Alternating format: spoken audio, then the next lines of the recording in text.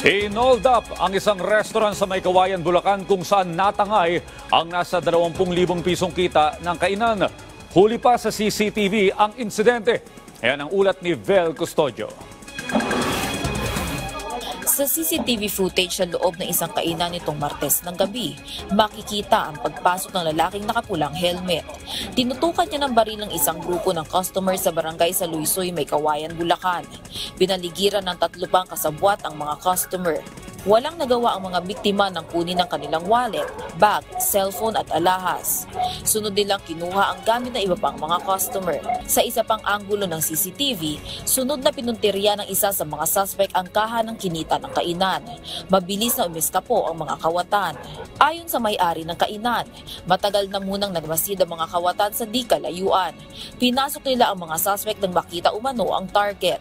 Yung pong pagpasok ng mga hold-upper, mga naka-jacket po, kumpleto po sila, backpack, helmet, kaya po ang kita lang po mata. Hindi pa baba sa 8 customer ang naging biktima ng pang-hold up.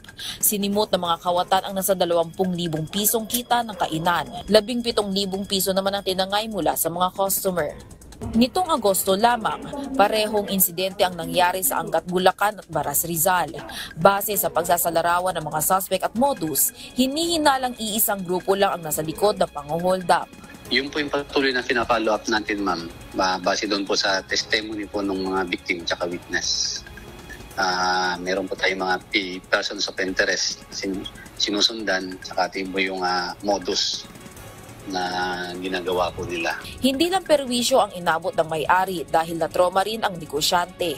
Talagang malaki ang epekto dahil unang-una, takot na lobas yung mga tao.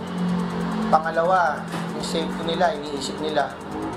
At saka yung trauma na inabot ng mga tao. Yung ibang grupo namin talaga, nagtakbuhan na, di alam gagawin. Yung iba po hanggang ngayon, di pa rin pumapasok. Dahil nga po sa nangyari.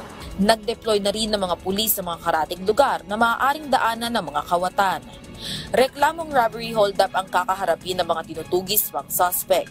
Pag meron po kayong nakita o nasubaybayan na kahinahinala, lalo po yung papasok ng restaurant at hindi nagtatanggal ng helmet, dapat po maging alerto tayo. Alamin po yung hotline ng kapulisan para po makatawag po agad. Vel Custodio para sa Pambansang TV sa Bagong Pilipinas.